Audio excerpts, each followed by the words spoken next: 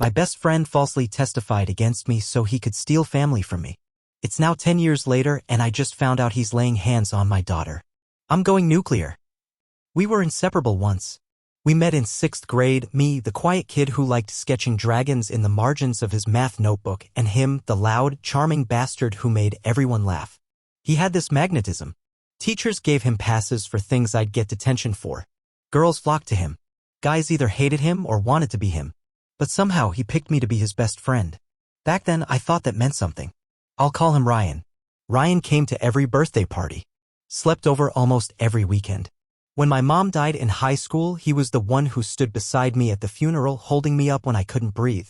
When my dad got sick 2 years later, Ryan helped us run errands and drove me to the hospital on nights I could barely keep my eyes open. My family called him our second son. I trusted him with everything. He was the best man at my wedding. Then he destroyed me.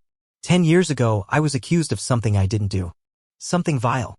It still makes my stomach turn to say it out loud, but I was accused of hurting my own daughter. She was just 5 at the time. My wife, now my ex, filed an emergency order. I had no warning. I came home from work one day and the locks were changed and a cop handed me papers while my daughter screamed from behind the glass door, reaching for me. I didn't even know what I was being accused of until I read the report.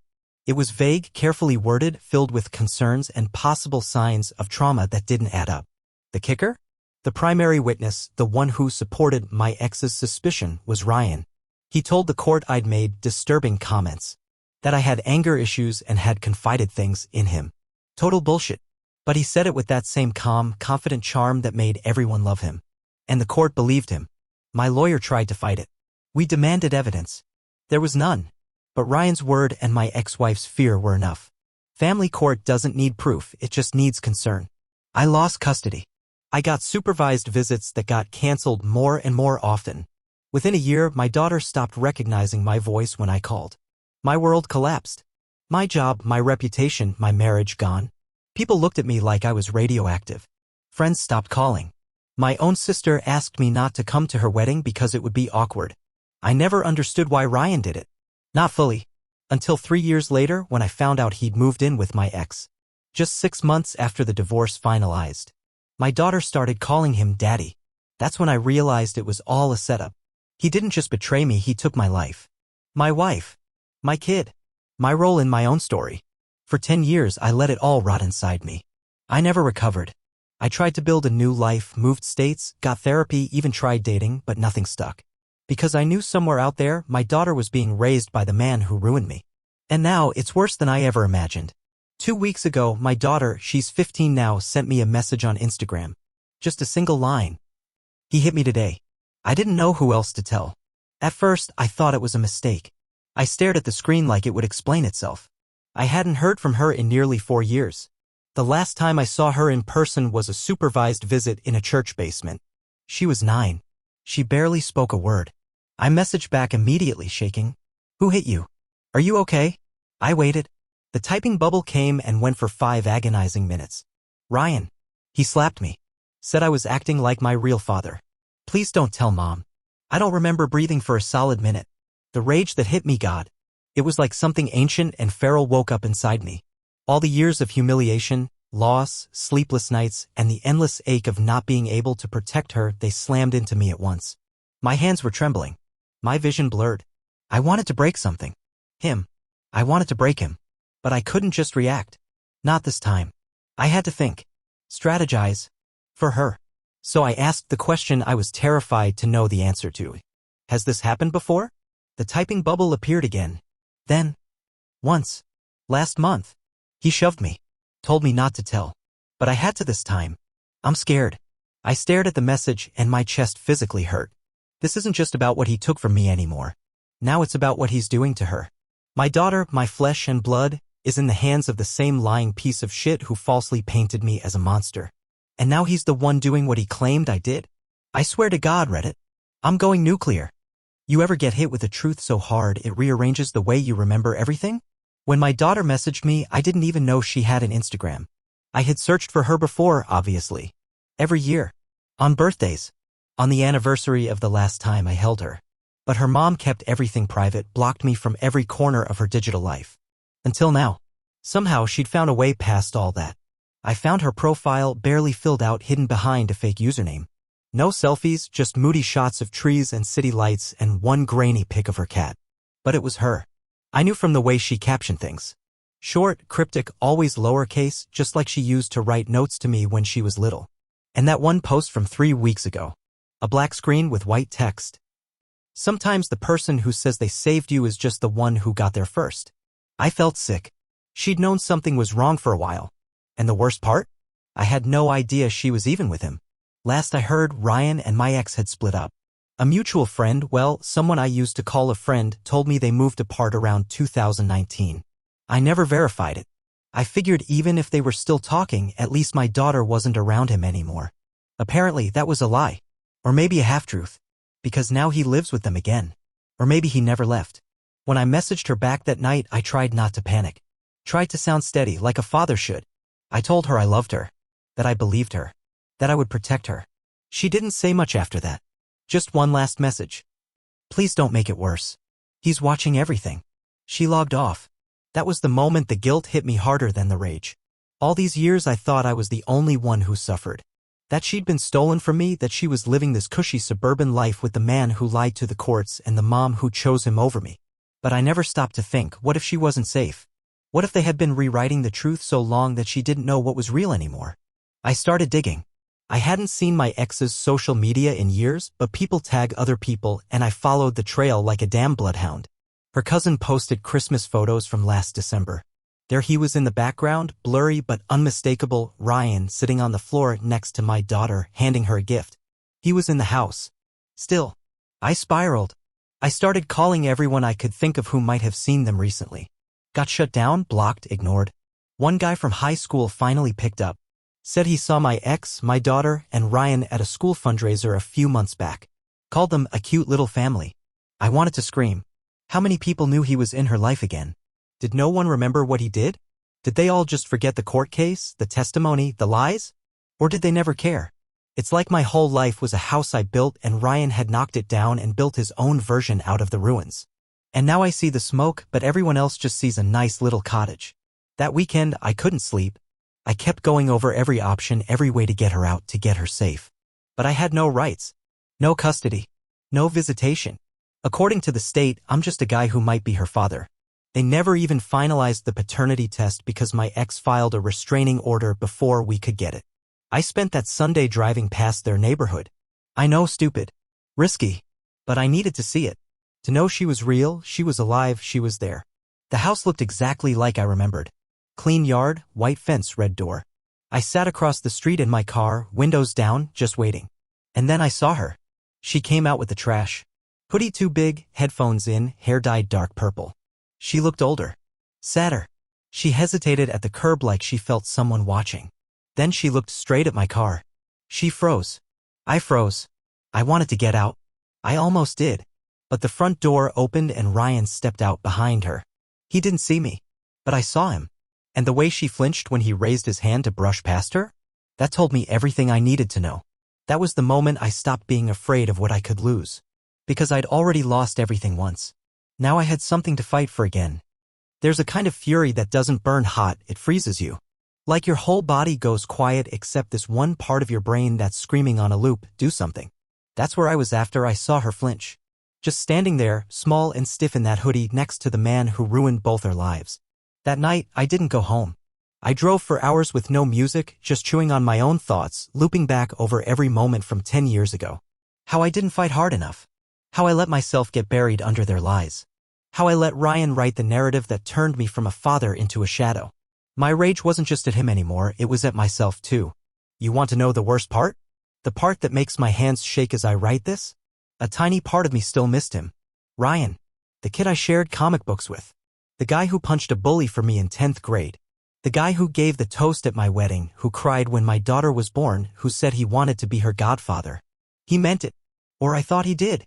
So how the hell do you process something like that? What do you do when the person who saved your life as a teenager also burned it down as an adult? I cracked. I didn't sleep. Barely ate. I didn't go to work the next day, I couldn't even look at my phone. Every second was a boiling mix of revenge fantasies and helplessness. I thought about showing up at that house with a bat. I thought about dragging him out by his neck and making him confess in front of her. But what would that really do? It'd just prove I was the dangerous man they painted me as. No. I had to be smart, patient, the opposite of what Ryan expected from me. So I started making calls. First, a lawyer. One who specializes in family law and abuse cases. I gave her everything, told her the whole disgusting saga from the false testimony to the Instagram message. She was quiet for a long time. Then she said, "This isn't the first time I've seen someone weaponize the system like this. But if your daughter's reaching out now, it might mean you finally have standing." Standing. That word hit me like oxygen. She walked me through what it would take. Evidence. A declaration from my daughter if she was willing. And if not that, proof that Ryan was living with her again. Proof of violence or neglect. Any physical signs. Any documentation. The lawyer said if we could prove even a hint of current abuse or manipulation, we could motion for a custody hearing, maybe even a protective order. So I got to work. I spent $2,000 on a private investigator. I figured it was fitting. 10 years ago, Ryan used words to destroy me in court. Now I was going to use truth to tear him down. The investigator was discreet, professional. I gave him the address, some photos, what little I knew about their schedule. Next, I created a burner phone. I sent my daughter a message. "It's me. New number. Safer this way. Just write, okay, if you can read this."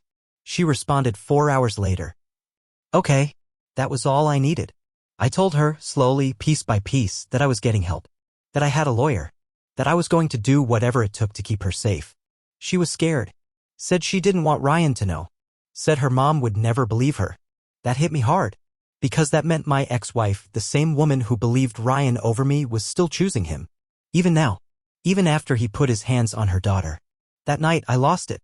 I drove to their house again, parked across the street, heart thumping. I had my phone in my hand, recording. I don't even know why. Part of me hoped I'd catch something. Hear yelling. Something to prove what was happening behind those damn walls. At 10:27 p.m., Ryan walked out. Trash bag slung over his shoulder, phone pressed to his ear, laughing. Laughing. Like the past decade was a joke. I got out of my car and started walking. Halfway across the street, I stopped. I don't know what held me back. Maybe it was the memory of my daughter's message, "Don't make it worse." Maybe it was the fear of getting arrested and losing her all over again. But I stood there, fists clenched, watching him. He never saw me. And I realized in that moment I didn't want to hurt him. Not physically. Not anymore. I wanted him exposed. I wanted everyone to know what he really was. That was the breaking point. Not a scream, not a punch. Just this cold clarity. I wouldn't let my daughter live another year under his shadow. So I turned around, got back in my car, and went home. Not to plot revenge, but to build a case. To end this for good. The next few days felt like holding a grenade with the pin halfway pulled. Every step I took was tightrope walking above a minefield, one wrong move and everything could blow up again.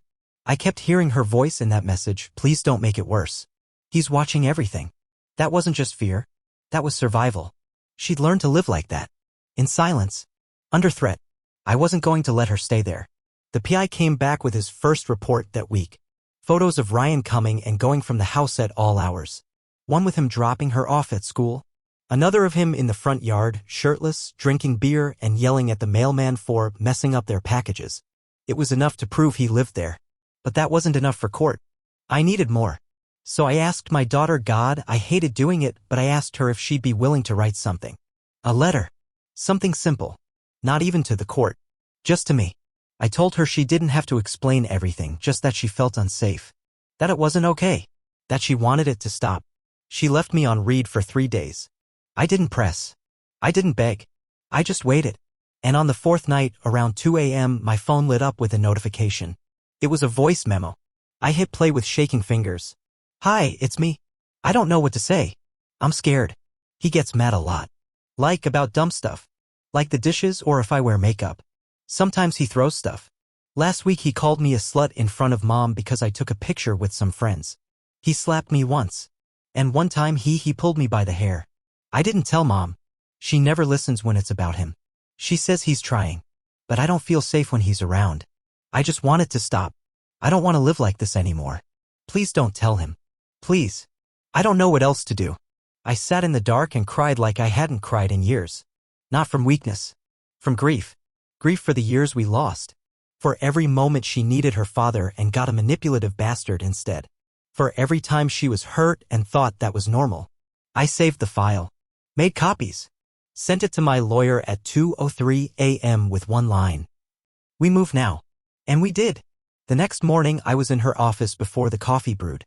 She filed an emergency motion that day requesting a temporary restraining order against Ryan and seeking emergency custody based on clear and credible statements of physical and emotional abuse. The judge could have thrown it out. That happens. Especially in cases like mine where the past gets weaponized. But somehow the stars lined up.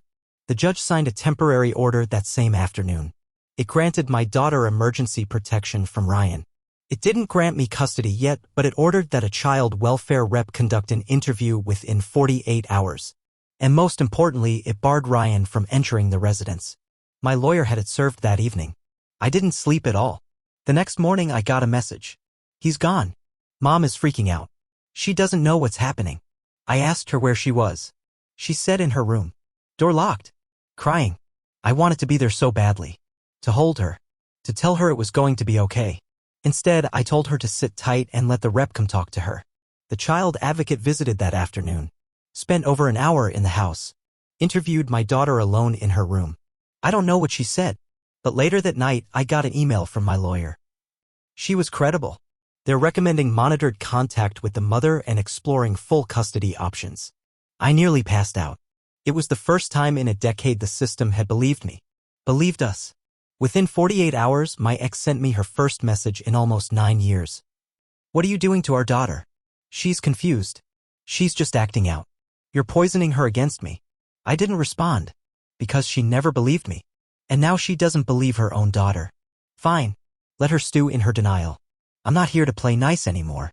I'm here for my kid. The case isn't over. We've got a hearing scheduled for next month. Ryan's been served a restraining order and hasn't contested it yet. My lawyer says he'll probably go radio silent, try to slither out of this like he always does. But this time I've got facts. I've got her voice. I've got my own damn backbone. And my daughter? She called me Dad in a text last night. First time in years. Just said, "Thanks, Dad, for believing me." I stared at that for an hour. Because for once I didn't feel like a ghost in her story. I felt like her father. You ever feel like you're finally breathing after holding it in for a decade? That's what the hearing felt like. Like surfacing from 10 years underwater. It was 2 weeks ago. I walked into that courthouse wearing the same suit I wore to my dad's funeral, ironic considering it felt like I was walking into a resurrection. My lawyer had her binder thick with printed evidence, the voice memo, the PI photos, screenshots of texts between my daughter and me, timestamps, witness letters from neighbors who'd heard shouting. All of it. I wasn't just fighting for custody. I was fighting for truth. Ryan didn't show. Coward. His attorney, some new guy, tried to delay the proceedings. Claimed Ryan was confused by the scheduling. The judge wasn't having it. She'd already listened to the advocate's recommendation. She'd read the report. Teenage girl showing signs of emotional withdrawal, fear toward male figure in home, reports of physical intimidation consistent across multiple interviews. My ex tried to defend him. She sat there in a beige sweater, hair too perfect, voice cracking as she called this a misunderstanding. Claimed our daughter had been acting out since reconnecting with me. That I'd put ideas in her head. The judge raised her hand to stop her mid-sentence and asked a single question. Did you know about the alleged physical abuse? My ex hesitated. Then said no. Then yes. Then not really. That was it. The moment everything shifted. Because now she wasn't just a parent caught in the middle. She was someone who let this happen. Who looked the other way while her partner terrorized her daughter. The judge didn't issue full custody that day, but she ordered temporary placement with me pending investigation with supervised visits for the mother only. Supervised? After all these years of me being the one watched like a criminal. Now she had to earn back her rights. And Ryan? He was barred from any contact permanently unless overturned by a future ruling. When I picked my daughter up, she didn't say anything at first. Just hugged me. Tight. Her arms wrapped around my chest like she thought I'd disappear if she let go. I felt her shoulders shake and I realized she was crying. Not because she was scared. Because she was safe. We went home. To my small apartment. No fancy furniture. No big screen TV. Just a futon, a second-hand couch, and a guest bedroom I cleared out that night. I didn't have a plan for parenting a teenager, I still don't really. But I do know how to make pancakes and listen without judgment. I know how to sit in silence and wait until she's ready to talk. The first few nights, she barely spoke. She wandered the apartment like a ghost. But the other morning, I found her in the kitchen wearing one of my oversized hoodies, pouring cereal into a bowl. She smiled at me. It was faint, barely there. But it was real. That night, we watched an old Marvel movie together. She fell asleep with her head on my shoulder. I didn't move for an hour, because for the first time in forever, I felt whole again. But it cost me. Social services did a deep dive. My job found out. My ex ran her mouth to whoever would listen, friends, extended family, even her church group. I got emails accusing me of brainwashing my child and manipulating the system to get revenge. Ryan's still MIA, by the way. No public statement. No apology. No fight. Just silence. My ex tried to reach out through her attorney. Asked if we could mediate and work out a peaceful custody arrangement. I said no. She can take that request and shove it next to every lie she ever told a judge. I'm not playing nice anymore. Not when it comes to my daughter. I also had to face my own family. My sister, the one who didn't invite me to her wedding, called crying after she saw the custody news online. Said she didn't know what really happened back then. I told her the truth was always there. She just didn't want to see it. We're not close. I don't think we ever will be. But I'm okay with that now. Because I have my daughter back. And the first thing I did when the dust settled? I took her to the same diner we used to go to when she was 5. The one with the little jukebox on each table. I asked if she remembered it. She didn't. So I said, then let's make new memories. And we did.